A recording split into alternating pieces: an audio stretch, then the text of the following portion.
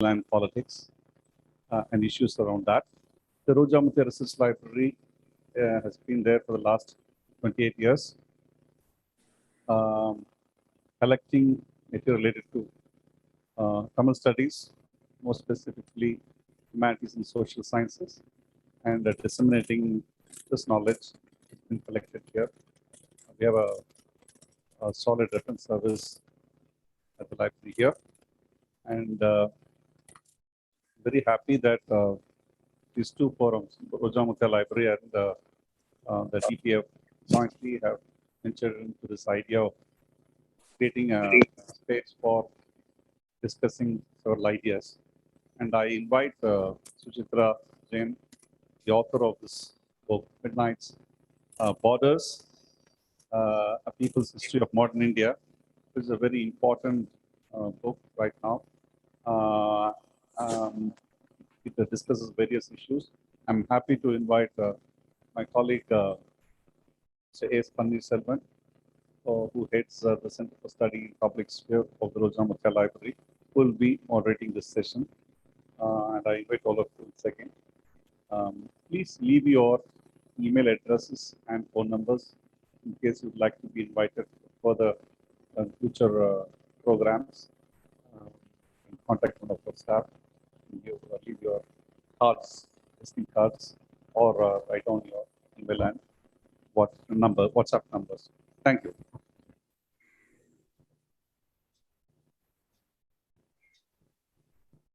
Thank you, Sundar. So one of the issues which I keep raising for my students at the Asian College of Journalism is that India is one country where we have two lines of control or designing of border. One is called the line of actual control on our eastern flank and line of control on the western flank, which means we don't have a settled border. In that sense, we have to start looking at the fluidity of these issues of border. As a journalist, for the first time, I realized the importance of border and the way the border impacts people's imagination was when I was covering Sri Lanka. The fascinating story was that there is a train which connects Jaffna to Colombo. It's called Yardevi Express. And apparently, Yardevi Express is the carnival list in its journey from Jaffna to Vavuniya. And the moment it crosses Vavuniya and enters Medavachiya, train becomes completely silent. So the silence marks the new boundary. This story resonated in me so much that when I went through this book, I could see various versions of this coming in different parts of the subcontinent. That's one part. And most importantly, in today's context, when citizenship is being subjected to all sorts of manipulation, what happens to people around the border? That becomes a crucial question, and hence this book becomes so important. Before getting to the book, let me give a short introduction to the author. Author is Suchitra Vijayan. She lives in New York, and she was born and raised in Chennai. She is a writer, lawyer, and a political theorist. She studied law, political science, and international relations. She earlier worked for the UN War Crimes Tribunal for Yugoslavia and Rwanda. She co-founded and was the legal director of Resettlement Legal Aid Project, Cairo, that gave legal aid for Iraqi refugees. As a graduate student at Yale, she spent 2 years researching and documenting stories along the contentious Durand line. In fact, that was her entry into the idea of borders. She was embedded with the ISAF forces, and that gave her an idea of the kinetic terrains in the Afghanistan-Pakistan border. She has been working on this book, Midnight Borders, since her graduation from Yale. Her work has appeared in various influential publications such as the Washington Post, the Boston Review, the Hindu, and Foreign Policy. She is an award-winning photographer. She is a founder and the executive director of Police Project, a hybrid research and journalism organization. Thank you, Suchitra, for coming down. Can you hear me? Thank you for having me. And it's great because of COVID, when this book came out last year, we haven't had a public event. So this is in some ways the first public event I'm having as a writer, and I'm having it in Madras, Chennai. So I'm absolutely thrilled, and thank you so much for making this possible. The format is simple. We will have an initial pictorial introduction to the book. Suchitra will use some of the photographs what she had taken for a book as part of a exercise of visiting these border areas, and then she will get into the certain elements of the book, and then we will open up for discussion. So we will start with Suchitra's photographic documentation. Sure. I just want to make sure that everybody can see this.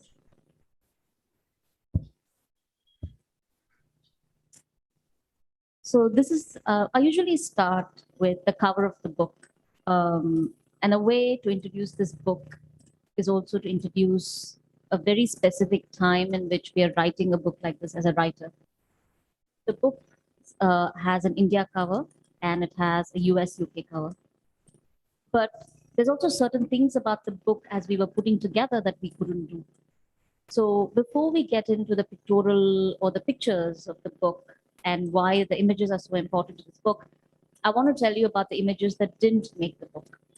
Over 8 years, I think I had around 2,000 images that I took as I traveled in the Afghanistan-Pakistan border through India's 8,000, India's over 9,000 mile land border, starting from Bangladesh in the east and ending with Pakistan to the west. But the question is, only 42 images make the book, 42 images in the US and 41 images in India. There are other things that didn't make the book, and that is also maps. One of the themes that constantly kept emerging as I traveled, whether it was Afghanistan, whether it was the Turkam borders, whether it was Afghanistan, whether it was India, whether it was Nagaland, that people actually in these areas made their own maps. People always made their own maps, whether it was, of course, the most famous ones that is now almost called anti-national is the map of Khalistan. But even the Khalistan versions of the map were very different. In Nagaland, people had their own version of the map. In Kashmir, people had their own version of the map. Surprisingly, there's also a map of what Tamil Nadu would be if Tamil Nadu had actually become, so people have always been drawing these different maps. But we couldn't put those maps in the book because there are laws in this country that tell us that certain kinds of maps are not allowed. Another question that people always ask me about this book is that why does this book not have the current map? And the reason I made a very conscious choice not to have the current map is because for a lot of people, the map of India that is very familiar to you and me, even yesterday my mom was saying Kashmir to Kanyakumari as if it is taken for granted. That map that is so familiar to you and me is not the map that many people actually believe is a map that they can live with. So to even have that map in the book felt very, very violent. So we didn't start with that map. So another image that, as I said, the book also has 42 images in the US and 41 images here. Also understand that our 8 years, what you see in this book is a fraction of things that came together. This book manuscript was due in November 2019. And the few months leading up to the book just fell apart. We had the Babri Masjid decision. We had Article 370 revoked in Kashmir. We had the CA NRC. And so many people who were part of this book actually no longer wanted to be a part of this book because it became unsafe for them to be a part of it. And because this book was written not as a journalist, but as someone who was trying to make sense of India, I let many of these stories. For instance, the book does not have a Gujarat chapter. Not because I didn't go to Gujarat, simply because almost everybody who was part of that chapter no longer wanted to be a part of this book. it was too unsafe for them, or they felt that their names being out would no longer be a place for them to tell their stories. And early on in the book, I say that my job is not to bear witness. I'm not a storyteller. My job is to critique the power of a very violent nation state. So when people no longer wanted their stories to be told, we let those stories go. I let those stories go. I also wanted this book to have, over 8 years, in addition to the travel, in addition to the images I gathered, maps that are not in this book, I also had a lot of paper cuttings, which I will show towards the end of the presentation. So in some ways, I really wanted this to be some kind of a pamphlet. But then my editors, both my editors stepped in and said, Suchitra, this book is already so heavy. Do not add more. That's why even the sentences, when you read the book, we try to keep the sentences and everything else really tight. And the reason that the India book has one photograph less is because, again, kind of going back to the idea that no one person writes a book is an active community. The US book went to press first, and my India editor Ajita said, it didn't strike me. She said in one of the stories, we had the name of the person, their village, and their photograph. And my editor said, Suchitra, what happens if this person becomes identifiable?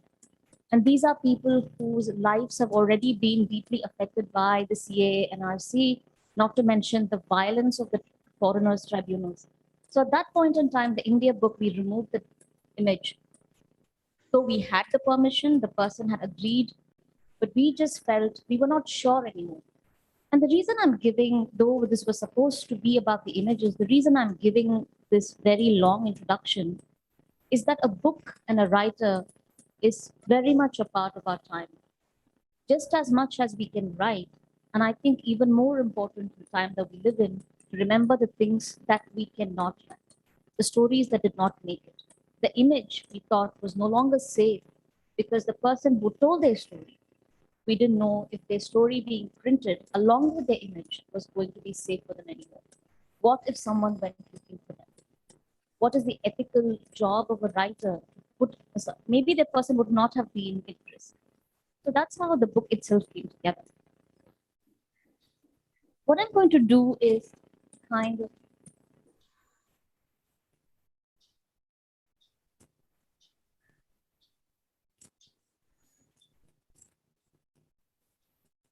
I'm going to start with the book. So this is how the book opens.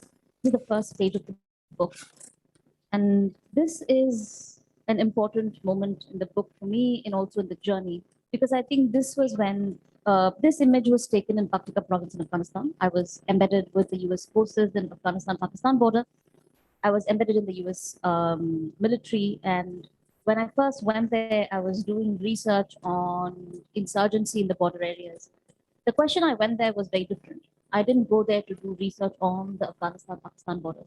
I went there with a question as a graduate student. My question was twofold.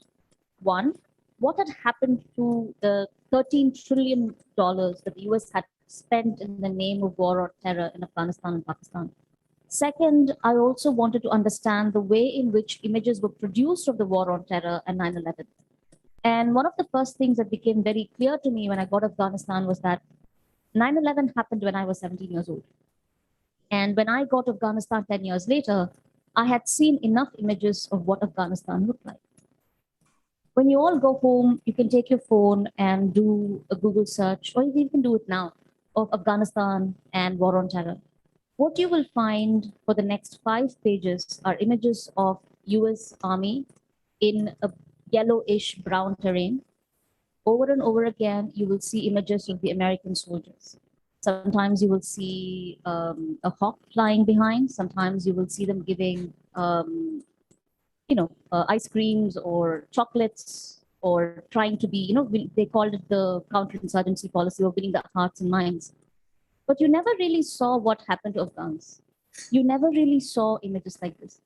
This image was taken from an important command point overlooking the Afghanistan-Pakistan border. From where I was standing, I was told that this is where Afghanistan ended and this is where Pakistan started.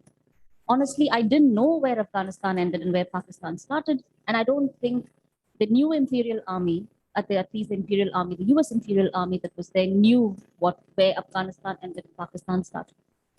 And in some ways, it was Afghanistan. In spending in these times, I realized that so much of what was happening about the world, whether it was the violence, whether it was question of citizenship, all of it was tied to the idea of borders, of nation states, and what does it mean to think about citizenship. And when I was leaving, I think in one of I was also trying to understand what the local Afghans were being recruited to fight a war that none of them signed up to fight. And this is what Commander Mahmoud told me. He said, it's a colonizer's map. They had no respect for our land. Why should we respect their borders? Surprisingly, this sentiment is not just Commander Mahmoud's sentiment. This is also the sentiments of millions of people that we claim to be Indian, but have always never given them the right or the respect or the dignity or the freedom. Many of them for over 50 years have lived with draconian laws like ASPA, who do not think of us as a nation, but think of the mainland as a colonizer. So I think it's very important for us to understand that not all of us view what we think is home the way that others do. And this is how the book starts. Who is the colonizer and whose map? And whose map do people respect? And these today, in this time and day, I know that these kinds of questions, even asking about them, asking you to think about them, can be an act of sedition. And that's why I say a writer is always writing, and a book is always a function of where we are in time. But from Afghanistan, one of the things that I told myself was that by then I had lived away from India. I had left when I was 17. I was not a South Asianist by training. I had worked as a lawyer. A lot of the work I had done had to do with understanding war crimes in Yugoslavia, in Rwanda, having looked at the refugee crisis in the Middle East. I felt I knew more about the world than I knew about the country that enclosed my home. And my first thing was I was finishing up graduate school. I had a great job where I would go on to do other things. And I said to myself, what would I find if I traveled India's land border? I thought this would take a few months. I thought this would be a photographic project and it would be done. But it didn't. In some ways, it fundamentally remade my life. It changed what I would do with my life. And it also took me 8 years to travel the 9,000-mile border. And the map guide was the map, for the Borderlands project in 2001. Be cool. I mean, think about it. As a writer, you realize that you grow and you realize sometimes in Tamil, there's a word called Arave card. So now when I go back and think about it, it feels how incomplete my own ideas were about borders and citizenship. Not that I have a much better idea now, but I genuinely feel that there's much for us to learn and think about. My sister actually mocked up the map for me. Green was already the place that I had traveled. And my grand ambition when I came back from the first leg of the travel was that I would travel the blue and finish it. Little did I know that I was not going to be able to actually do the entire line. Because the moment you get to places like Kashmir and you get to the western border, it's impossible for you to trace a line. It's not like the India-Bangla border, which is a little bit more full. And the other map that you will find in the book, the one that my sister, more of a nostalgia to show you where the idea was when it started. Other map that you have here, India might be split up, is also an important reminder for us. What we think now has home, what we think is for granted, is actually not what was it. The map that we have today could have been very different. If you look at the partition archives, one of the things that you find out was that initially Lahore was supposed to be given to India, but they'd already given Calcutta. So they were, Pakistan would then not have a big metropolis or a thriving city. So the question was that who would Lahore go to? Lahore could have, for all purposes, come to India. Lahore, that is now very much a very Pakistani city for many of us, could have been in India. So what did we get in return, or what? I'm going to I'm also going back to this idea of language of what did we. So what did India, the nation state, get in return for Lahore? We got the district of Gurdaspur. Gurdaspur is what gives the Indian nation state the direct land access to Kashmir. I'm going to walk you through some of the images in the book, some that are not in the book and some there are. This is an important image for me. Another thing about the book is that initially this was supposed to be a photographic project. When I got to Afghanistan, I wasn't very comfortable with the research practices that so many of us were employing to study these regions. I felt the research process itself was very violent, it was imperial. While now some of us were brown, who had the similar privileges, who could travel, I felt that we were replicating the same mistakes that for what imperial ethnographers and anthropologists had been doing for long. So I became very uncomfortable with the way in which I was also using my own research skills. I became very uncomfortable about how does one write about a place like this. So an easy way to get around not facing the realities of writing, because a writer has to be very brave, you know. A good writer is a brave writer, because to be a brave writer, you have to record what you see in front of you. And I don't think I had the courage to even understand or interpret or even write it down. So a good way to get away from writing is also to take images. So I thought I would take images. This would be a visual documentation. It would be other people's poetry. So in Afghanistan, I started taking images. That way I felt that image could be a testimony. Very soon I would find out that images also have their limitations. And what you find in Afghanistan is not a story of imperial conquest. It's not a story of empire's graveyard. What you really see is a people for over, depending on where you start the timeline, trying to fight for rights and dignity and their capacity to rule themselves, which they've never been given. And that story will repeating itself over and over. Theme that was very common. This is again in Pakistan border. Again, I urge all of you to go home and look up Afghanistan War on Terror. You will never find images like this. This is a local Afghan army person trying to guard a checkpoint. This is not a checkpoint that is resourced. If you see, it only has a barrel.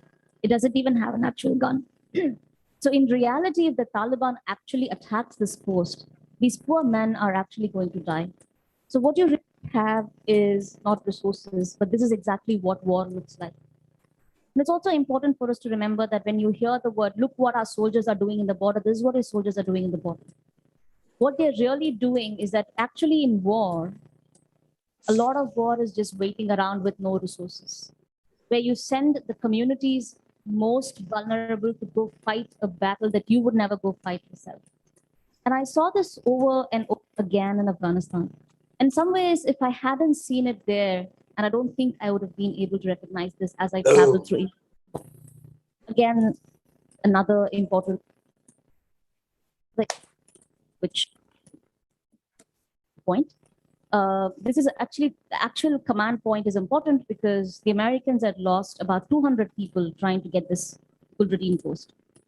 The Gulradin post was important because it overlooked an important road called the Route Jeep, which was the way in which all of the transportation and trucking went through all the way from Afghanistan in the bottom, all the way up to the Pashtunkhwa regions. So this was important. And yet what you saw over and over again, in the war, the Afghans were given these beaten up trucks. They didn't get the missionary, they didn't get your Hawks, they didn't get the American Empire's great weapons. What they got was every day you would see the local Afghan soldier fighting with the American soldier for 5 liters of petrol to be able to, do with the petrol. So another thing you realize early on is that the mysteries of the war on terror is not a brave American soldier parachuting down into a terrain. This was what war looked like. And in the book, again, we couldn't put all of the images. The way we again put this book together is that the book has no captions. The images become a part of the book. This is again Commander Mahmood, the day that I left Afghanistan. This was when they were making the last meal for me. And in some ways, we had to struggle to figure out what images would go in. And this is how we kind of picked images. We chose mostly people, and places where it became difficult to have people, then we kind of had to let it go. This is another story that again is very important for me in the book, because this is one of the kids. So when I was in the Afghanistan-Pakistan border, what they were doing is that by 10 years' time, the war in Afghanistan had already come to a point of fatigue. Americans were recruiting the local boys, mostly young boys, and they would train them for a week, give them $100 and AK-47, and then set them off to fight the Taliban. Often the boys joined these things not because they understood what was happening. They joined these things because $100 was more than what they could see. This image, if you look at this, he has a M&M in his hand. This is a child. And this boy didn't make it. By the time the summer came, I was there during their training. The next summer, when I called back, this boy was already dead. And you see this over and over again in terms of what happens, but also what happens to the people who live in these border areas. This is the Turkam border crossing, where you see people regularly traveling back and forth between the Afghanistan-Pakistan border. I realize that the amount of displacement that happens in South Asia, I don't think we understand how many people and their lives have been consistently displaced. Not by choice. Some of us have the privilege of traveling. You know, we can choose when we travel. We have a document that says what our name is, but we don't.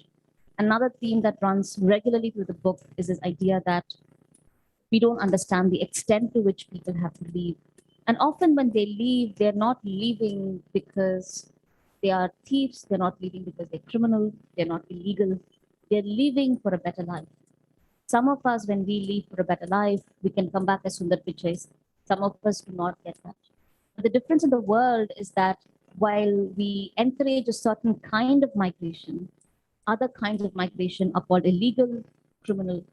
And one of the things that I really wanted to not preach, but through the stories tell in the book, is that wanting to live with human dignity and a certain kind of freedom is never illegal. And I think that's one of the things that I hope that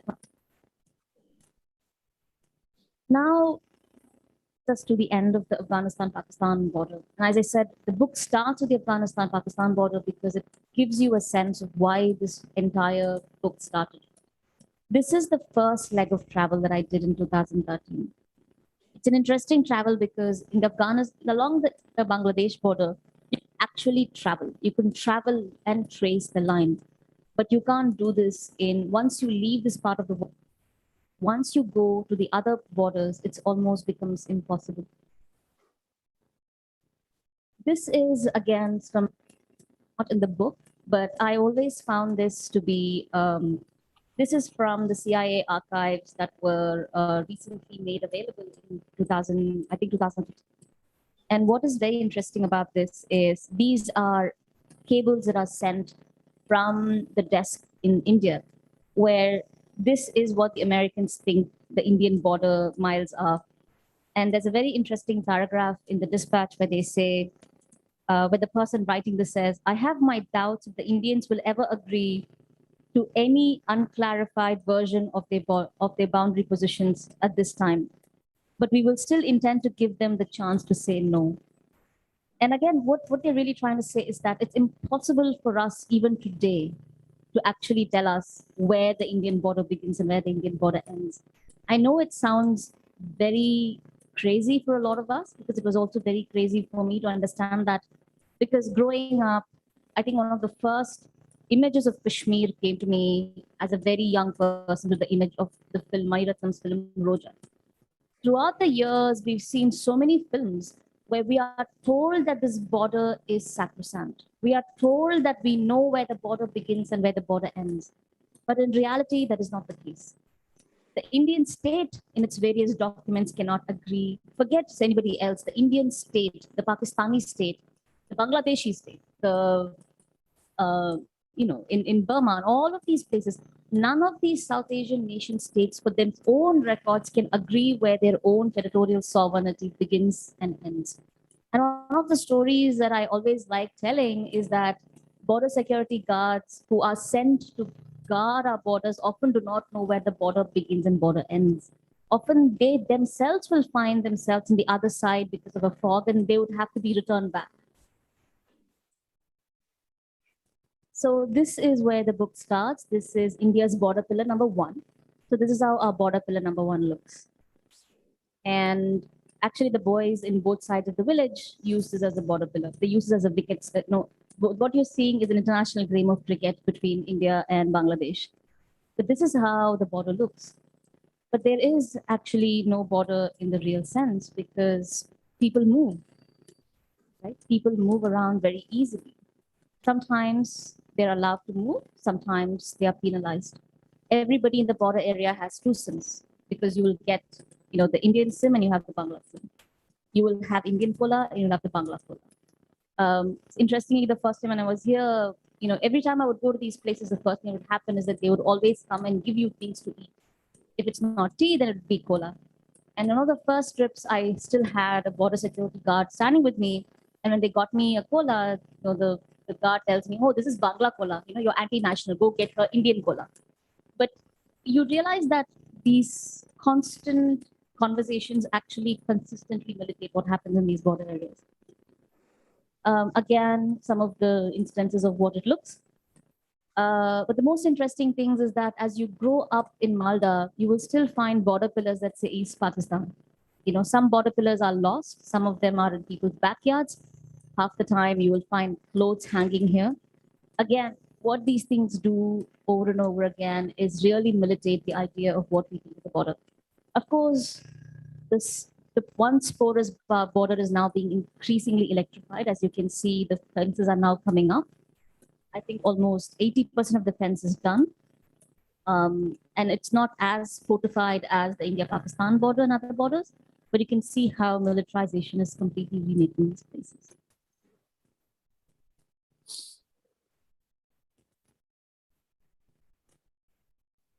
Again, the person walking in the middle, the right side of the image is India and the left side of the image is Bangladesh.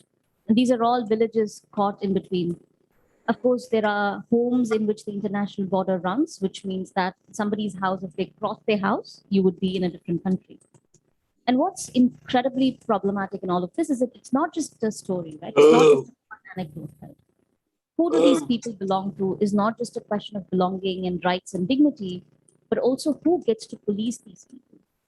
Also, you have to understand that majority of the border areas in the India-Bangla border happens to be predominantly Muslim, and then followed by landless Dalit Bahujan communities, which means that they also become the disproportionately policed, surveilled, and become the victims of the violence of both sides, whether it's the Bangla Border Security Force or the Indian Border Security. This again, the same village. Again, as you see that in all of these villages over the years, you realize that what was once a lush farming community is being destroyed. One, of course, is climate change, which is completely remaking these spaces. Second, militarization and border fencing means that large swaths of swamps are being reclaimed to build these things. So your security fences are not only militarizing the area, they're also they're also places that are environmentally deeply problematic. What you really see over and over again is loss of livelihood. People keep losing their livelihood. They lose it because of climate change. They lose it because of violence. They lose it because they can no longer farm their land. The water no longer brings you the fish. So what do people do? And one of the stories that you will constantly keep hearing over and over again in the book is that people leave and they migrate. Often in the act of migration, they lose their documentation.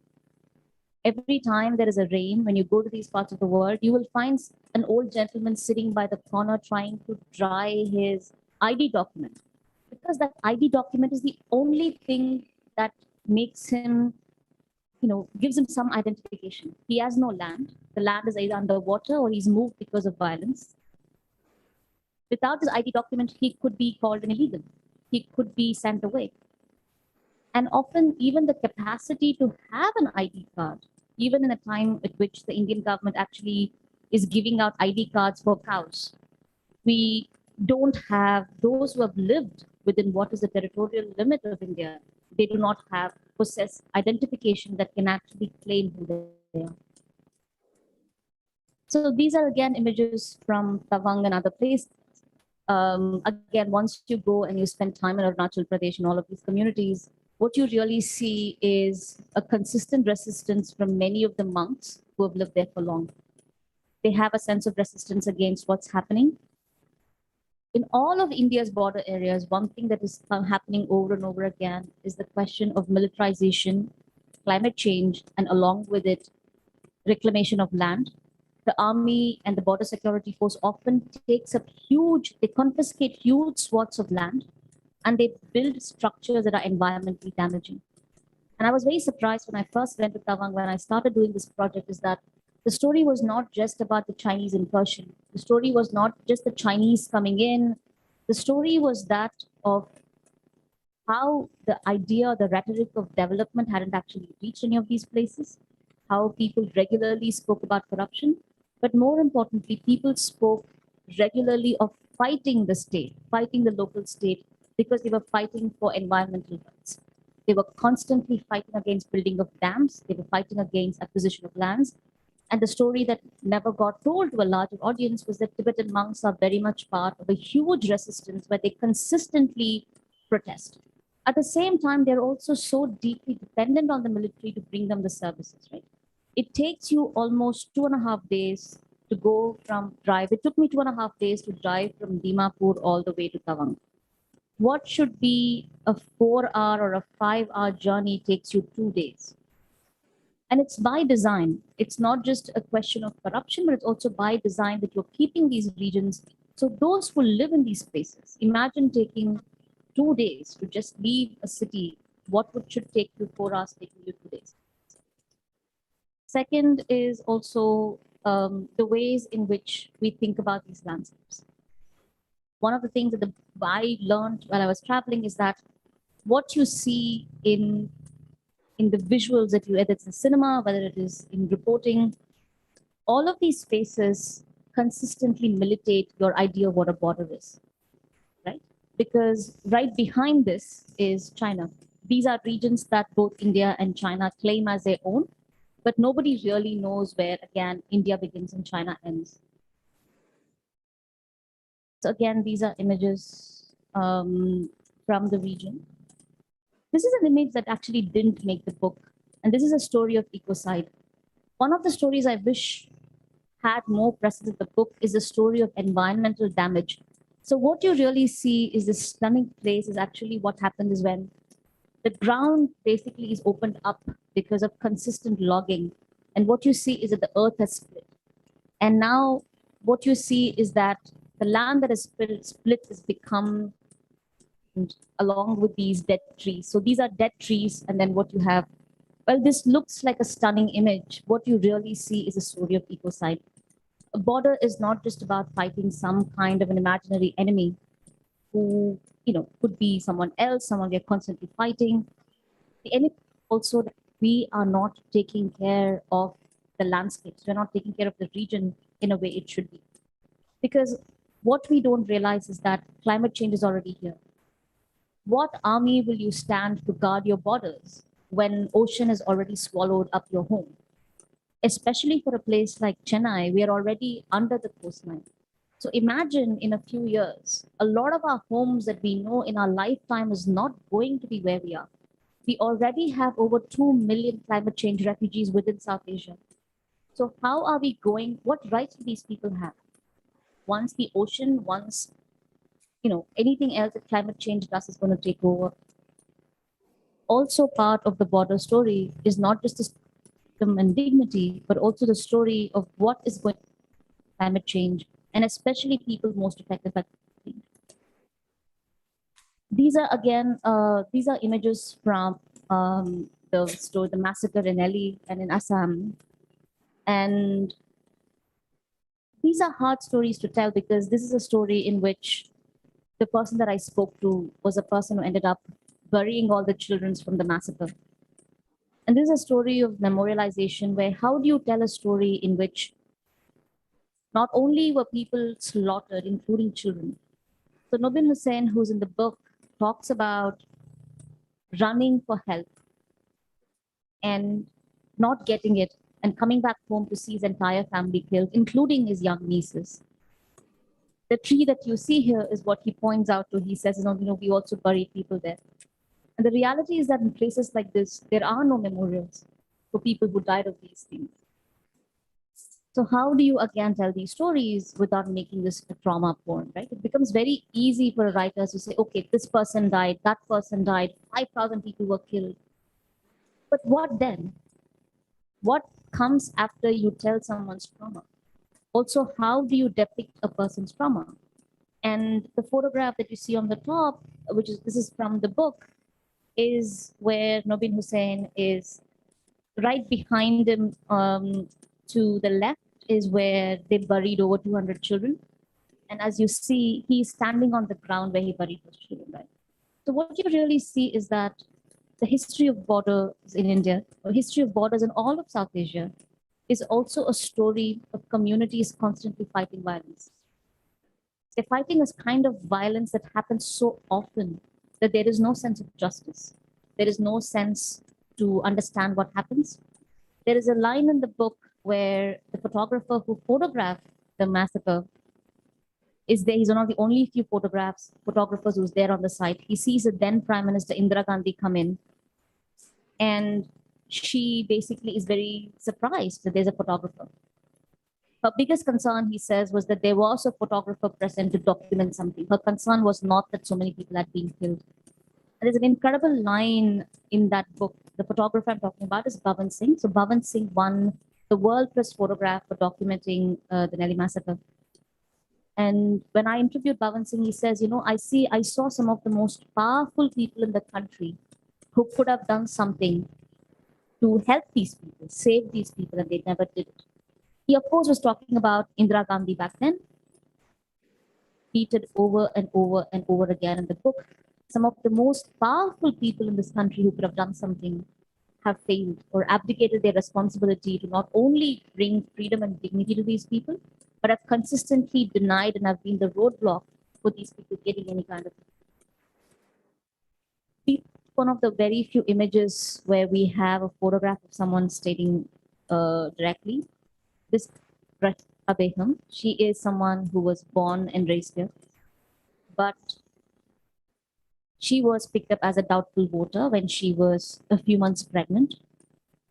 She had documentation that said where she went to school, she was married, she was born and raised here. Her grandfather was a freedom fighter. But because her name was spelled differently in one document and the other, and the lawyer that they had hired to be the spokesperson for these foreigners tribunal never really informed them. One day they go to the court to find out what is the status of a doubtful voter case in the foreigners tribunal, and the police round her up and say, you've been declared a foreigner. And then Rashminara was 4 months pregnant. She was in prison throughout the entire pregnancy. And then because of local groups had come out and she could find of a local politician, and this was moved to the Supreme Court, that she has been out. She's been out for about 2 years now. But there is no resolution. Anytime Rashminara Beham could go back. Because she'd already been photographed, when I had met her, she'd already been photographed by Amnesty International. We asked her if we could photograph her with her children. And the little child in her hand is a child that was born in detention. One of the few instances in the book where we actually have a person's image here, because this image was already out, and then we wanted to make sure that we could take a photograph. Otherwise, most of these images in the book are not direct. One is to protect the identity of the people, but also for me as a photographer first, because as I said, this book began as a photography project. I didn't intend to write this book as a lawyer or a researcher or a theorist.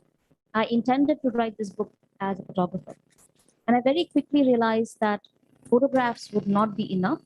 And of course, the legal language would not work. So in some ways, this book taught me to be a writer, because I've always been afraid to be a writer. To be a writer is very different than to be a researcher, to be a lawyer.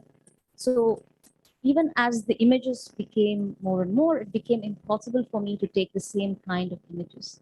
The images where you jump into someone's home, put a camera in front of them, take a photograph of them and say, look, I have documented this story.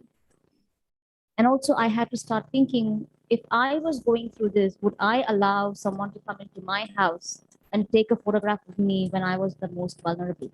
So this is also one of the few instances in the book where you actually see someone directly looking at me or at the mirror. A lot of the other images are either not there or we chose not to have these images.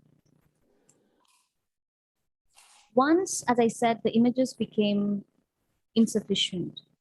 And language also becomes insufficient to write a book like this. What we did in this book was that we created this table called Death by Citizenship. And I had a wonderful researcher, Mariam Raza, who helped me put together. This list was up to date till the book went to print.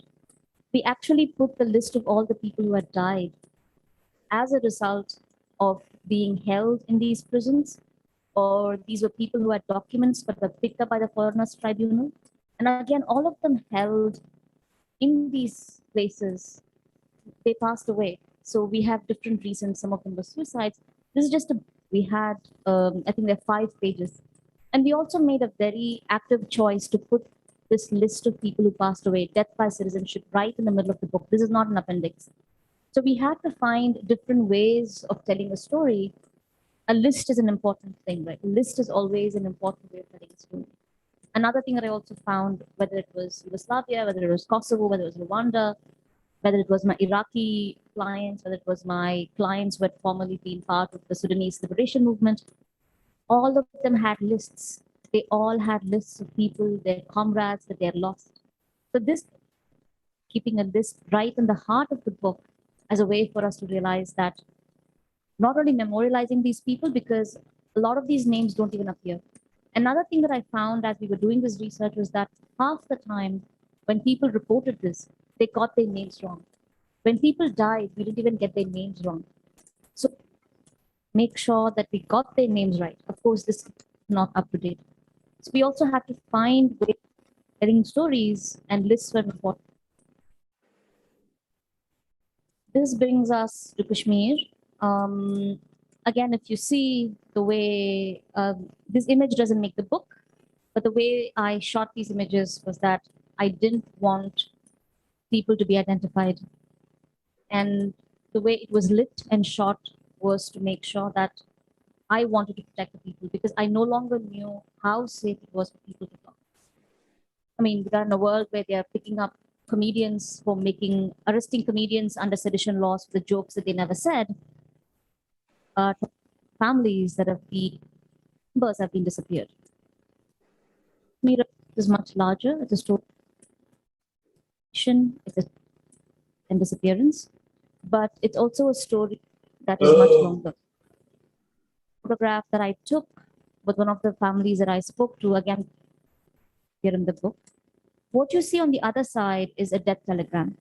This is from the Kashmir Archives. And again, another interesting thing is that just as a lot of the Kashmiri news portals are now being scrubbed off the internet, these are archives from the early 80s and 90s when the insurgency again started in Kashmir. I think a lot of these archives, when I went there, I think we photocopied and scanned over 8,000 pages or 9,000 pages. These archives are no longer there anymore because the entire journalist colony has been shut down. So beyond these scans, I don't even know if we have these images or these archives anymore, because they're also systematically scrubbing off anything that is, this happens in Manipur and Nagaland as well. So what you see here is that in the height of the insurgency, because so many young boys were picked up and never came back home, parents would buy newspapers and all you would get are photographs of the dead. So what you're really seeing on the other side is a death telegram from the 90s, where literally they would just put a photograph from the forensic department of the young boys who were picked up and disappeared. And again, these were not boys who, not that you kill boys who cross over. These were not boys who were fighting. These were literally young Kashmiri boys who were picked up from downtown Srinagar and disappeared and shot dead on the street. Mirza Wahid talks about in his book of what it meant to grow up in 90s Kashmir, where you would walk down the street and just see dead bodies piled up. And this is how families found out that their boys had died. They would go pick up their local newspaper to find out. Surprisingly, much hasn't changed. And it's very important for us to think about how we think about these things. This was also, we couldn't put this, this is also not in the book, because we didn't know. We didn't know if we could put this in the book. We didn't know what would happen. And we chose not to put this in the book. But this is something that I regularly talk about. This is described in the book, but we didn't put the images in the book. This is, again, an image of Uri all of you will know Uri from the film, but this is Uri. This is in the border village Uri when I was staying with the family. What you see outside the window is again is the line of control is just literally few feet away from where we are. Uri is interesting because in 2000, when the first earthquakes happened in early 2000s, is when a lot of people from Srinagar, including Puram Parvez, who was a member of JKCCS, who was recently picked up under sedition charges, started going to Uri in the early 2000s. For the first time, even those in Srinagar come to realize that they were actually mass graves of young boys in these places. Uri again is a story of, by the time I got to Uri, within 5 minutes, the local police officer knew who I was. He wanted me to come in. And you realize the extent of surveillance, how much these people are survived. And it's a very different thing. I don't think these are stories one can tell unless one actually experiences it. Sometimes you also get a chill in the back of your back because you just don't know where you're going.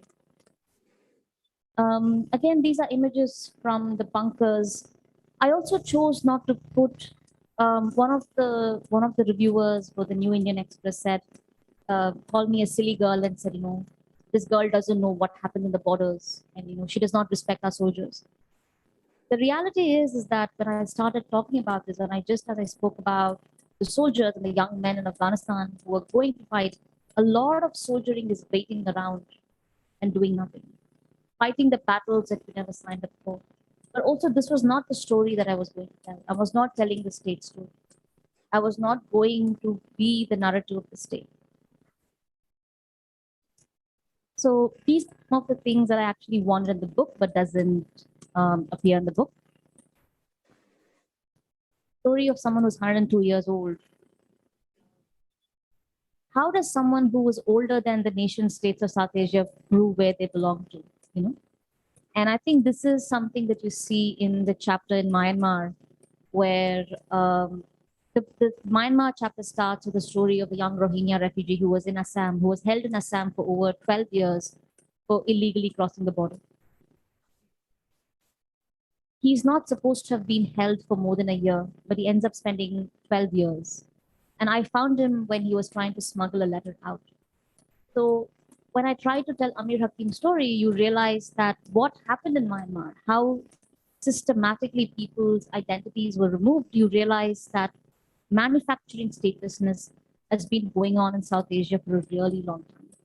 And much of it is also right now happening within the borders of India. Another one of these is also, just looking at how many people were left out and how much money was spent. And I think there's another wonderful book I would urge all of you to really pick up and read is M. Rajshekhar's Despite the State. It's a brilliant book because he talks about how a democracy decays. And, he kind of shoots down the false gods of development and democracy. That we are constantly pitting democracy and development with each other without really understanding what democracy is. And this is one of my favorite stories of a runaway grandmother. And I'll end with this. And these are some of the archives that I wanted. I also had prints of these, and we couldn't put this in the book. I wanted some of these archives also to come to the book, but we didn't put it in the book. But these stories are actually interesting because people are constantly militating against the idea of a border.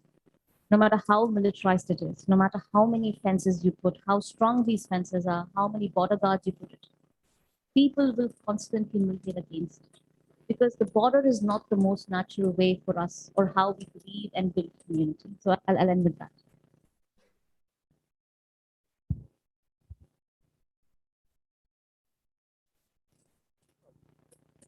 There are two things. One is the international border and one is this LOC. What is the difference you notice when you are traveling between the international border and the LOC? So the thing with India's international border is that the border actually doesn't begin where we think the border begins. To travel along the India-Bangladesh border, we have a border. Encampments actually start 15 meters inside. Here, a that's fencing the borders 15 meters in. No? So what of and land? India and Bangladesh agreed that they would initially India and Bangladesh agreed that there would not be any fittings, there would not be any kind of fixtures that define the border. But of course, India started building its border. But once you leave this and go to so you have the line of actual control and then you have the line of control. The line of control is, you can't reach line of control. The line of control is severely militarized. Often the line of control, you can only maybe go to say a few kilometers, especially in places like Kashmir, it's only a few kilometers. In other places, what you really see is that the military would often cordon off entire villages that are around. And those entire villages in some ways will become the de facto line of control. So what you really see over and over again is that, again, I'm making generalizations. And one of the things about the Indian border, whether it's international border, whether it's line of control, line of actual control, is that everything changes every 100 feet. And there is no one way to say that this is how an ID will look or this is our line of control looks. Because various parts of the line of control is under the command of a very different kind of an officer. There is not just one kind of an officer who looks after it, right? You have the border security force, you have the army, you have the local police sometimes, you have the border police. So each part, it's like a bit of a puzzle that each border takes. In parts of Rajasthan, you will actually have the local IAS, IPS officers, administrative officers responsible for the space. So in reality, the management of India's borders is impossible to say this is how this works and this is how it doesn't work. So that's how at least that was my experience of how these various borders that we think of exist and are policed, surveilled. It changes every 100 feet. During the Agra summit, immediately following Agra summit, Manmohan Singh and Musharraf back-channel negotiations, they came up with one idea that borders are there to stay, but can we make it irrelevant? Can we make these things move through it? And in fact, 2 zero papers were produced on that. Nothing happened because Musharraf lost power first, and then Manmohan Singh lost, and that idea died. How do people look at this entire debate of two leaders of the nation state saying that can we make these borders irrelevant? Which people? People around that area, they knew whether that such a debate was happening. No. Again, it's what people were worried about on a day-to-day basis was the loss of their home. All of them, whether it was the India-Bangla border, whether it was Kashmir, whether it was Faisalka, no matter where. Let me give you a bunch of examples. The biggest concern for almost everybody who lived along the India-Bangla border, which was still part porous, beginning to get militarized, was that their families who were just across the river were getting cut off. They could no longer even, before you could cross the river and then your aunt's house was there. Now that was impossible. So they were worried about that. They were women. Another story that appears in the book is a story of a lot of these women from these villages in Bangladesh who travel all the way to get married. Some travel all the way across to Gujarat. So the question is, once you travel, how do you go back home? How do you maintain those relationships? Because as I said, one of the archives says, how does a 102-year-old woman prove her citizenship when she's older than the nations? Once you went to places like the conclaves and exclaves, you realize that people didn't even know where they belonged. They needed something as simple as an ID in order for them to get the basic services. In other places, access to schools were becoming difficult because they were fencing everything. So as a young girl, if you had to go to school, you had to travel across 5 border posts to get to school. And families no longer wanted to send their young girls because, they didn't want these young girls to cross through these borders with all of these men in these uniforms. Sexual violence was an issue. In Rajasthan, of course, was the question of landmines. When when Project Parakram was started, when India and Pakistan were in this huge standoff phase, India laid one of the largest land mining projects. An entire agrarian grounds were cleared to lay landmines. When Pokhran happened, the entire village there was severely affected. So in those cases, people were fighting for to get their lands back. People were fighting to get access to their lands. Of course, in Kashmir, it is a much in Kashmir, in Manipur, the Nagaland. It is not just that; it's also dealing with histories of violence. So people were not thinking about these larger grand narratives. They didn't care what Musharraf or Manmohan Singh were talking about. They really cared about the basic everything. How am I going to survive? What am I going to do? Because livelihood had become so difficult, people were beginning to. It would be very interesting. Once I said, "What do you guys smuggle?" He said, "Oh, we smuggle chilies, we smuggle coffee syrup, we smuggle saris." So people were smuggling these little things in order to survive, to make a little bit more. So no, I don't think people were thinking about Musharraf or Manmohan Singh. They were thinking about IDs, they were thinking about their food, they were thinking about how to get access to their land. They were thinking what happens if a border post comes here and then, what happens to my teenage daughter who has to cross. So no, people were not thinking about those things.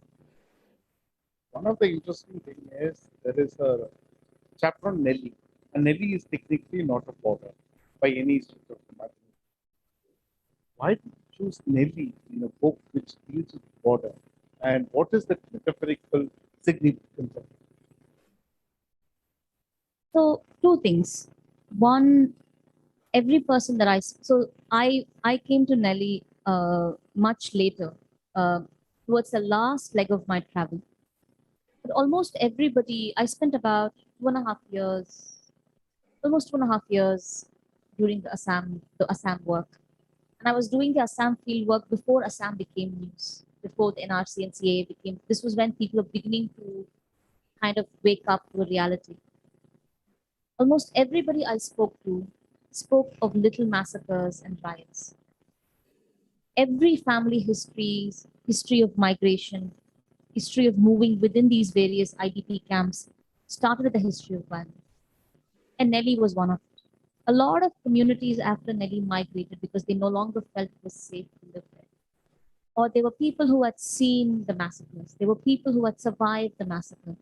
People whose grandfathers' bodies had floated down the river.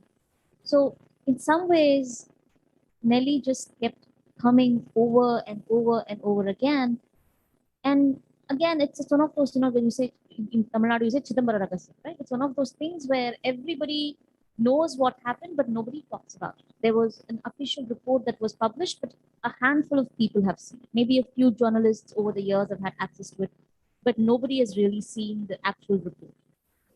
The government has a different number of deaths, the people have a different number of deaths. And of course, there's been no sense of justice to those who were massacred. Some people say that those who were killed were illegal Bangladeshis, as if someone being illegal itself is a reason to massacre them. So that story of this violence then creating multiple acts of violence, people migrated just kept coming over and over again.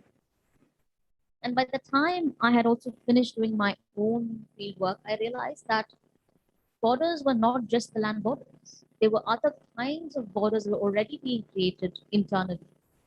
Borders were my body had become a border. People's right to dignity had become a border.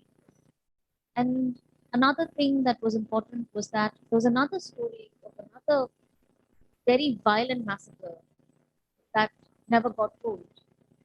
And those that I spoke to no longer wanted to be a part of this. And these two massacres also connected.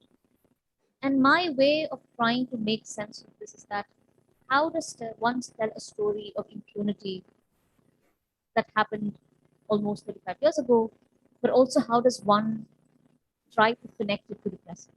Because history is not linear. History is messy. History of how people think about violence is. So in that sense, the Nelly chapter came much later. It was not the chapter that was not how I imagined the book, but in some ways, it just made. Sometimes a book makes way for other things, and the book made way for that chapter. I think we should open up for questions and the participants have questions, please.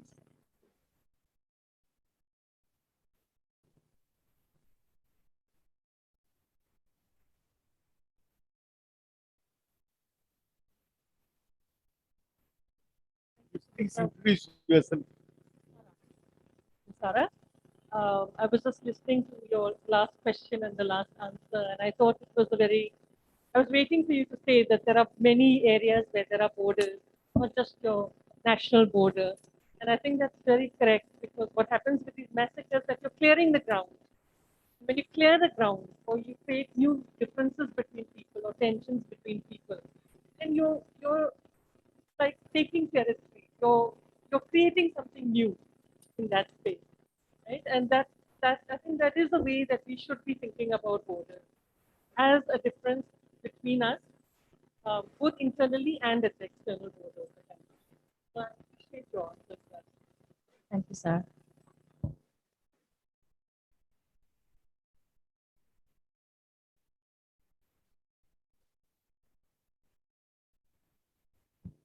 Just making an observation. I was just thinking while you were speaking that in our lifetime, we've seen Germany and France, two hardcore enemies, were able to talk their way through an open Schengen policy in Europe, etc. And here we are, even while we talk about Akhand Bharat, etc., we're still, reinforcing and bringing in more machoism into the ideas of borders, etc. At some stage it can get very depressing because when you become aware about a lot of this stuff, you suddenly think, I'm an oppressor, I'm a colonizer myself, or part of a state that is. It is very difficult to deal with, and the book I picked up the book, and it is very heavy. So I'm doing it in bits and pieces, but it is brilliant, and certainly a messaging that needs to be, conversations around this whole idea of enforced borders needs to go out there. Lovely book. Thank you. But I think for me, it was also realizing that we all write from a very specific positionality. We all write from our privilege. And an important question to ask is also who gets to write about all of these things? Who gets to interpret our social worlds? And I think that also plays an important role. And for someone like me who is the beneficiary of the state, right? I grew up in a very comfortable household, English speaking. The Indian state was in some ways built for someone like you and me. And yet, to speak about, I think it takes a lot of clarity. At least I'll speak about myself. I'm sure there are a lot of people here who are far more educated, far more intuitive than I am. I had to do a lot of unlearning. I had to do a lot of unlearning about my privilege, my prejudices, the language that we use, how does one write about someone, and also the very act of someone like me going into a community means that I come from a position of power, right? And how does one reconcile those differences? And I think those are all important questions. One has to constantly, I don't think there are right or wrong answers, but I think the ethical question of also who gets to write is very important. I think to even define the question of what is oppression, who is the oppressor. And I think those were things that I learned was very important for me.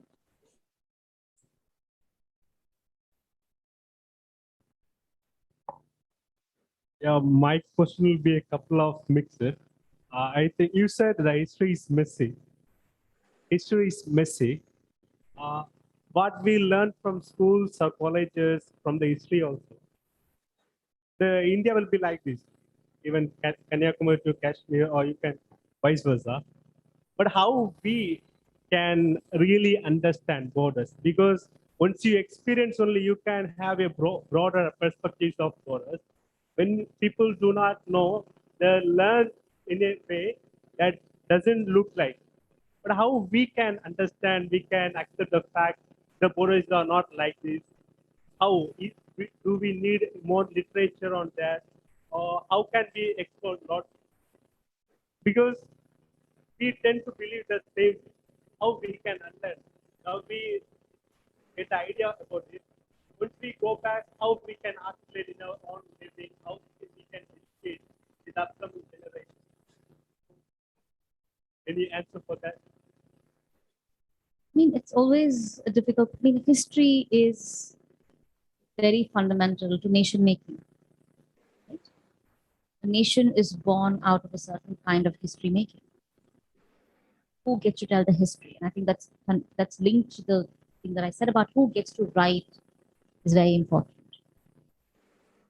I think India has always had a rich vernacular tradition of people writing about different things, of people constantly writing about what it means to belong here.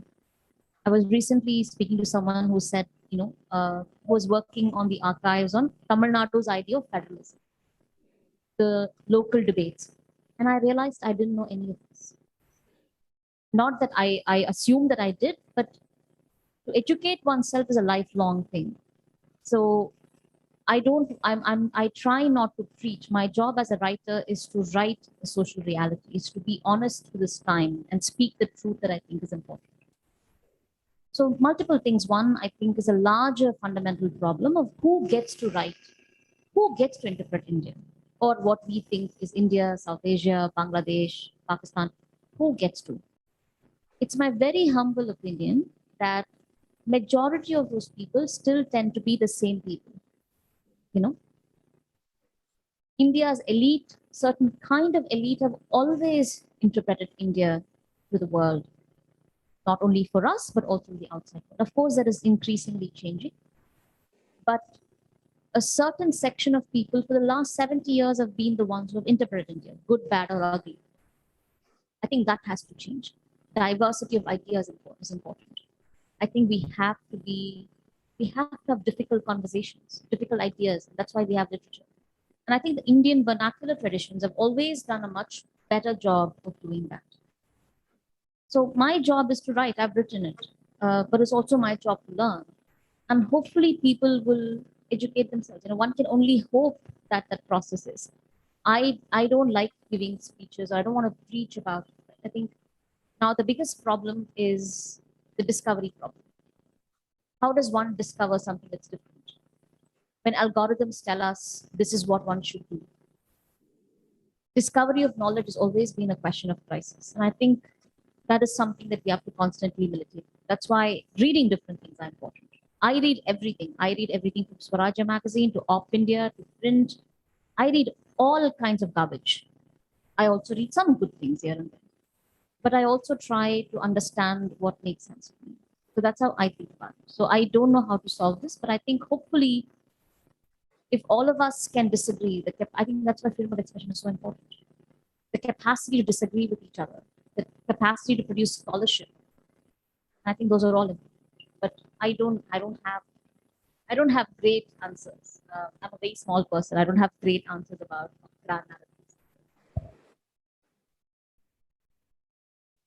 This question, you said if you have a collective intelligence, ability, and diversity, we can achieve little bit.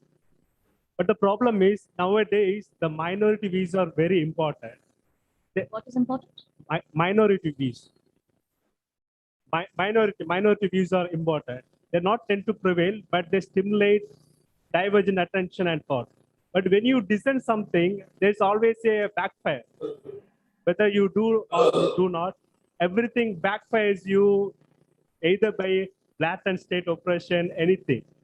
But how we can come with this kind of views and challenge this question, have a diverse connotation regarding our own understanding? I mean, democracy is dissent, right? Well, that is what resistance is. And that's why you write, you think, you speak, you constantly refuse to go down. I was talking about this. My dad's not here. My dad's a huge fan of Jayakanthan, and I've been sitting with him and listening to Bava Challadurai's Kade Neram, where he narrates Jayakanthan's story. There's a line where he says that in a society where everybody is on the floor crawling, the man who is standing up is considered to be arrogant. Our choice is to be, some of us choose to stand, and that's our choice, and some of us choose to face the consequences. Omar Khalid is in prison. Shudha Bharadwaj is outside. Shoma Sen is in prison. Anand Teltumde is in prison. Gautam Navlaka is in prison. We picked up a comedian for a joke that he did not say. All of that is an act of dissent. But dissent and courage have consequences. And I think people have to face it. If you want to live in a democracy, you have to fight for it. Nobody's going to give it to you for free. And if you're not willing to fight for it, I'm not shaming people who don't want to, but I think it's important for us to fight for it. If everybody is going to prostrate, then all we will be is a herd. A lot of us already that in a place where we have to think twice about this. But understand that resistance is the most natural thing. To resist is human. It takes hundreds of years and propaganda and money, buying 88% of this country's media to actually make us all obeying citizens. To disobey, to resist is the most natural. It's like exercise. We just have to keep exercising that muscle of resistance. And I think this state has a long, well-guarded history of resistance. And I think as long as we keep doing it, furthering it, and that job doesn't end, right? This, and I'll say this in a very interesting way. This Roja Muthiah library is very important place for me because I found out that my grandfather, J.M. Kalyanasundaram, used to be a printer publisher of Janashakti. Roja Muthiah library has his archives. They published, they printed, they resisted. They won a freedom. Maybe that freedom was not perfect. My parents were children of the emergency generation. They tried, they fought, they did something. Now it's my turn to do something. And every generation has to fight its own battles. And every generation has been oppressed. Every generation has had a state. A state will always try to take more power, will always try to shut you down. Our job as citizens is to constantly be in confrontation with it. The state has to bow down to us, not other way around. So that's what I do. And I know a lot of people in this room do as well. They do it by existing. They do it by fighting. And we keep doing that. You spoke about the importance of vernacular. One of the interesting debate which happened during the Indian National Press publication was called Adan Pradan Series. The idea of this Adan Pradan series is to find in translation. It's called found in translation. And this idea is to understand India through multiple translations. Unfortunately, how much of the translation is reaching out and how much of translation is only within the conversion? As a person who has traveled in this area, how much have you noticed about this interaction? I think I was very surprised by how politically clear, how well read, at least the vernacular traditions, most people who could read. Second, by the time I was traveling, another thing that is very rich, at least used to be rich in India, was the radio. And by the time I was traveling, vernacular YouTube had become such an important part of local news. And what I realized, and then by the time the book was coming to an end and I was writing, of course, TikTok is now banned. The innovation of the people of the subcontinent is that they are constantly looking for information. They're constantly wanting to engage. They are constantly trying to get knowledge. They might not listen to your NDTVs, they might not read a book, but there is a certain kind of oral tradition where people do that. In that sense, I think vernacular traditions are very important. And I think it's an English language publication that is very myopic. I think when you write in English, automatically, I think number of people who you reach becomes very little. You might reach an audience outside of India. And I think that's why translation is important. And people are hungry for things. And people find different ways of finding knowledge. They want to understand what's happening. But that's where the idea of media becomes interesting, is that the same media that they are thirsty for also becomes the way in which it's easy to indoctrinate.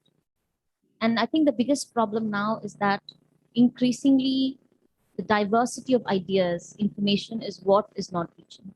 But people are hungry for things. People are constantly aware. People try to understand. That seeking of knowledge is still there. That tradition is still there. I think they haven't completely destroyed that.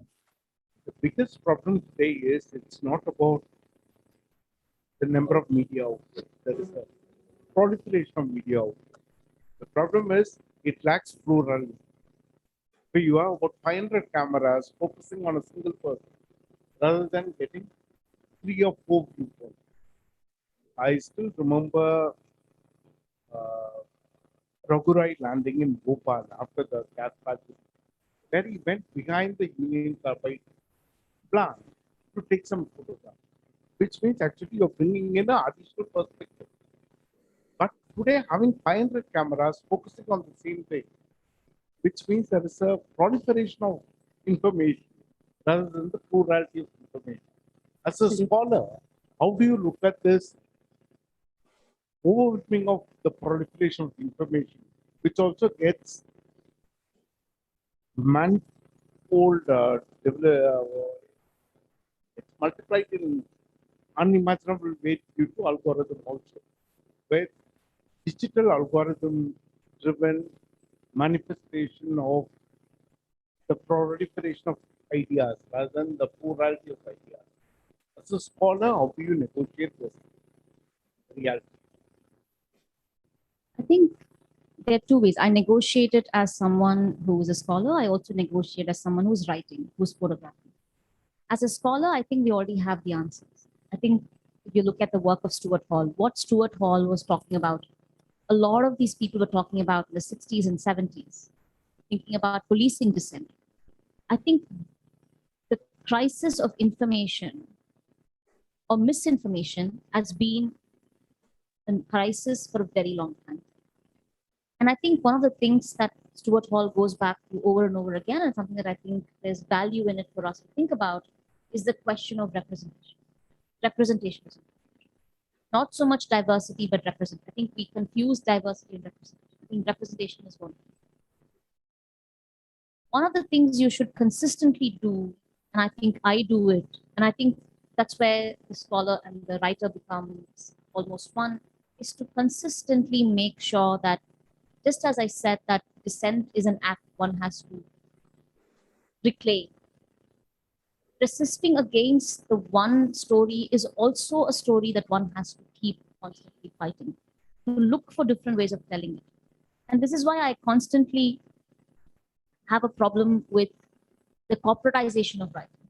When you have these journalism schools, when you have these MFAs, when you have PhD programs, when you have political scientists, what you're really doing is that you're training a generation of people to write in a very specific way.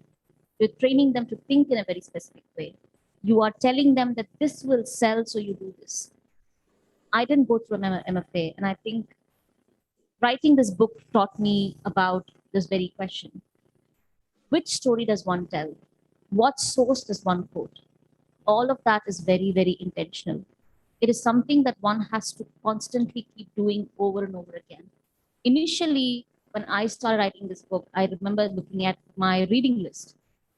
It was all English, written by men of a certain class and caste, with very specific view.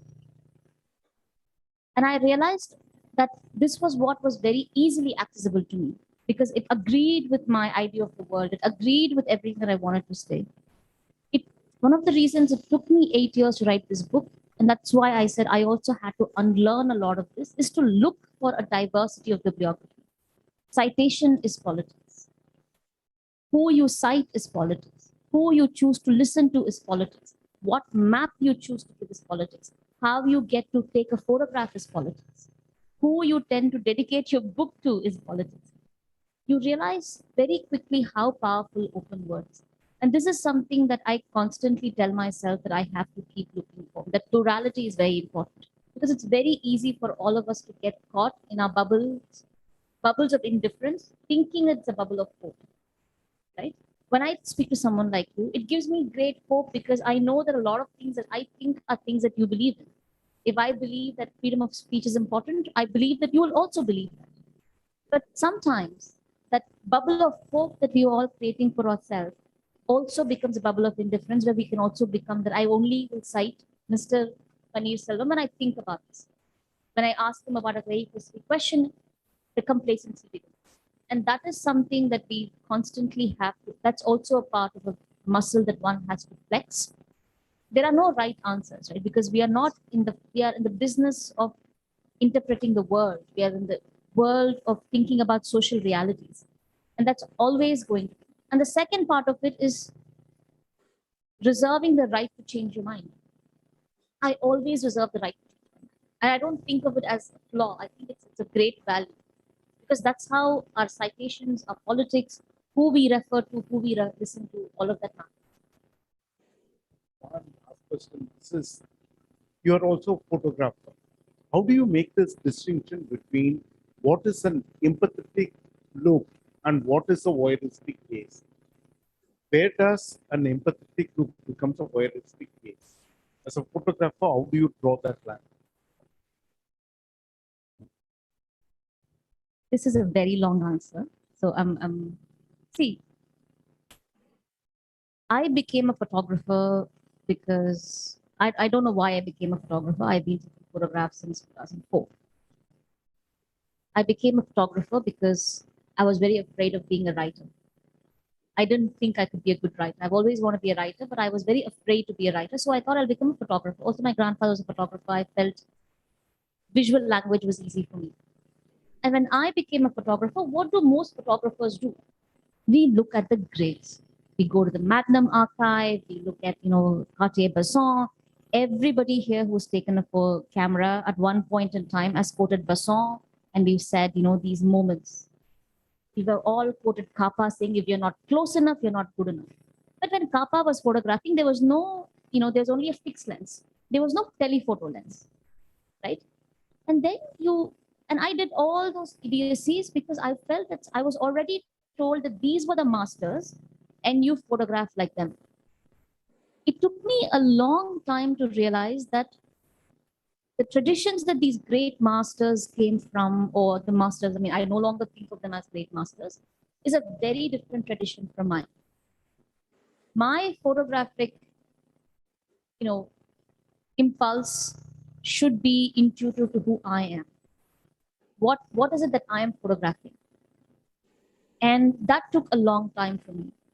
And now there is a reason I'm saying this is because now there's a big debate happening within the Magnum archives because a lot of young photographers, especially photographers from a lot of brown and black photographers, are now challenging the Magnum archive because the Magnum archive has violent images of rape. Every year in the world press for the last 10 years, we know photographers who have photographed young children being raped. They've indulged in some very unethical practices that are being challenged. So for me, I really had to go back and tell myself, and that's what Afghanistan did for me, is that you will not see any of my images before Afghanistan because I don't think those images are worthy. They are stunning images. I've won awards for them. I stopped submitting my images for awards and I stopped taking photographs like that because I no longer wanted to photograph like the masters. It took me a long time to realize what I wanted to photograph. Second, I think empathy and ethics are important. My friend Ritesh Uttarchandani, who's another brilliant photographer, once said that, the elusive difference between, the difference between a photographer and the subject, the camera lens, that distance is so elusive. It's already so powerful. The distance, you can never bridge the distance. So what can you do? What can you do is have clarity about what is it that you're photographing? Why are you photographing it? And why should this photograph be a part of the archive? And that's why even in the book, I very meticulously document moments in which I did mistakes. There is a moment in the India-Bangladesh border where I want to take a photograph. And this gentleman next to me says, please don't take this photograph. Let these kids' images not become an archive of violence. Let them just be. At that moment, I put my camera down. And I said, you know what? That's right. Why am I photographing this? Because that moment looked great. There were purple flowers, a border fence that was PK, lush greenery, young kids with a kite. What a remarkable moment. Remarkable moment of a kite flying across the border. These kids are flying it, the kite is flying. You can see the fence. It's green, it's lush. There are purple flowers blooming. What a stunning image. That's the moment. But you don't have to document that moment. What does that moment tell me? Nothing. It gives, I'm stealing someone's moment, but what does that moment tell me? The for me, letting go of that was also part of my way of. I also don't use the word photographic practice because it seems not in touch. Photography is not a practice. As a writer, I'm trying to document the world. I'm going to use every tool that I have. And I think of photography has different tools. Sometimes it can be an ad memoir. Sometimes it can be an act of witness. Sometimes it can be an act of joy. But any moment that there is no consent, I think that is a moment when it becomes wrong. There is a photograph of Rohingya refugees sleeping. The woman is sleeping with the pallu slightly off. The kid is naked, lying down. The man is exhausted from walking for 16 hours. And the Guardian photographer takes a photograph from the top. And that photograph made me very angry because what if it was me? Would I allow someone, if I was a refugee, if tomorrow I was driven away from my home and I'd got 16 hours with my little child, I do have a 5-year-old daughter, and we were exhausted. My clothes, my sari is torn, and I'm lying down in exhaustion. How would I feel to have this man stand on top of me and take a photograph? What story is he telling that has not been told before? That story does not need to be told when it's being told at the cost of someone's life. I will not rob another human being's life. That is my life. That's always been my life. And it took me a while to come to that line because, like everybody else, I also thought that a great photographer's job is to take that one stunning image and then have an exhibition in ICP in New York where people would come, look at that image, drink champagne, and tell me, Suchitra, you've done it. I wanted all of those things 15 years ago. I would have loved for that. Now that just doesn't seem important to me. Now what is important to me is, am I able to tell the social reality in front of me? Am I able to tell it in the most ethical, dignified way? And in that process, am I being a decent human being and am I not robbing the other person? So this is how I think of that one photograph that I would put out. Last question.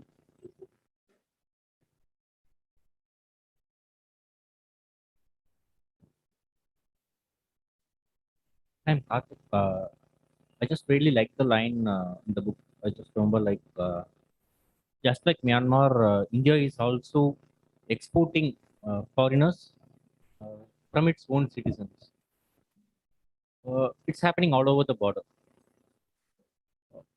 How was it easier for you to document all these things? Because I have read the Bhavan Singh's version, and we see numerous prime ministers, governors, and you have also written about judges who are given extra opportunities when they deport more people. Where are we heading exactly? Where are we heading? Exactly. Where is so-called this governance heading exactly? I think it's going to be a very difficult 2 years. In 2014, 2013, I wrote an essay where I said, I think the science of balkanization. I understand balkanization because that's where I cut my teeth as a lawyer. I worked for the Tribunal of Yugoslavia and Rwanda, and I understand what happens to a community that is being primed for destruction. As early as 2013, even as I started this book, I felt that as a community, as a series of, I think of India as a federation of communities. We are many different communities tied together by, I think there are many different communities struggling to all live within this territorial community. I think the next few years are going to be very difficult. In our lifetime, the India that you and I were born into is going to rapidly transform. The erosion of citizenship rights is already here. We've seen that in CAA, NRC. We see it every single day, whether it is the linking of Aadhaar with voter IDs. So it's not just the direct stripping, it's also the ways in which the state continues to assert more and more and more rights. Along with it, we are seeing a consistent destruction of institutions. Today, we say, oh, people are not speaking up. what happens to people who speak up? It's not because people are not courageous. This country has some of the most courageous people, but no nation should demand such courage from its people. The problem is not that we do not have courageous people in this country, but 20 years ago, maybe if somebody courageous spoke up, they would not be picked up and thrown into prison for so long. Maybe there would be some kind of judicial review. The institutions are gone.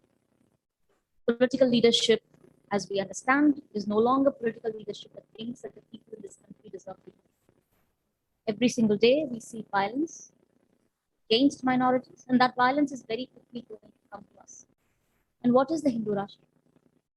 There can only be one kind of Hindu, one kind of a nation, one kind of a language. So where do people like us fit into that? So I think we are headed towards some of the most turbulent years, which will also see the very rapid destruction of a republic that was built through a lot of violence, but also a lot of sacrifice. I do believe that there will be those who will fight for it.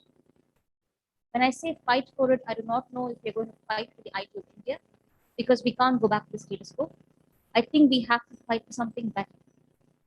We have to fight for this radical idea that everybody, that we can do better. That fight is going to be long. Chances are we might not win that fight, but nonetheless, it's a fight that one has to win. But I do believe that the next 20 to 30 years is going to be very, very good. And I do not think in those years what will be left will be the India that I want. I don't, it's not my intent to be scary, but I think that is where we are.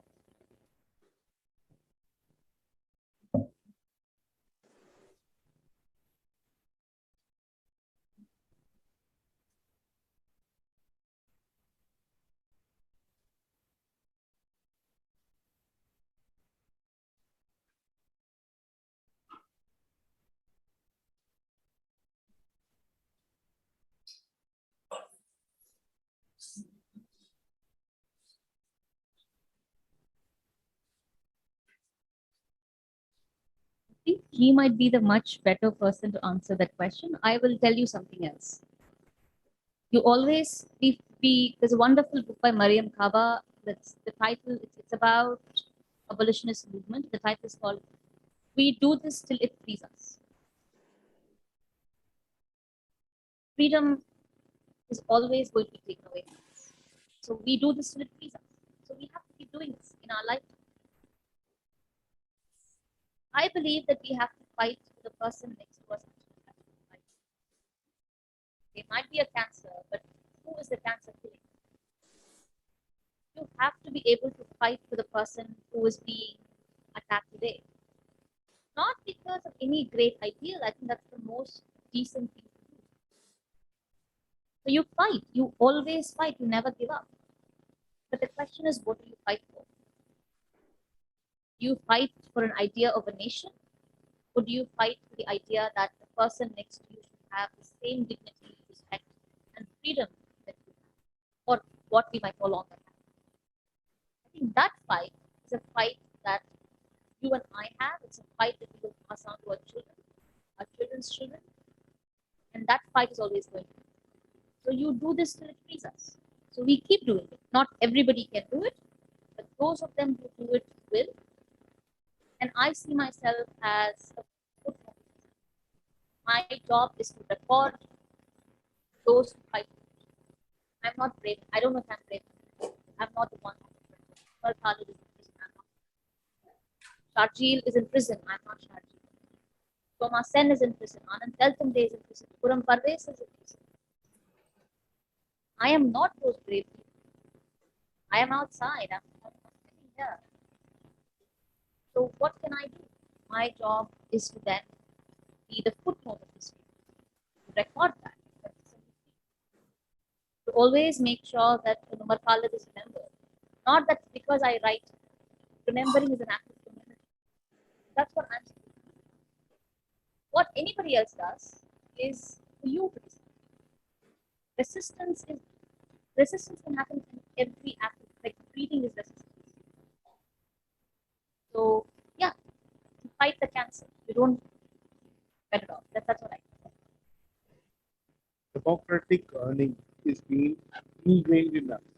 I don't think anybody is going to take it away.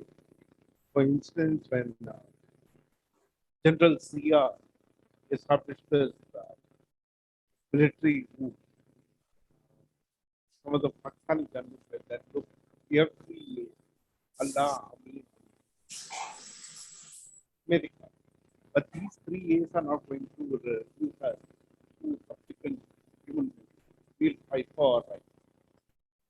Imagine to say it at a time when we are getting the maximum support with Afghanistan, the Soviet Union in Afghanistan. And this was the statement which was there.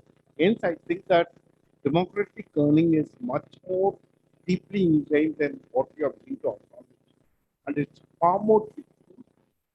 And the power of this diffuse democratic earning is the one which is going to protect us. I don't know if it's my belief or it's my delusion, but nonetheless, that's where I come from. And thank you for coming.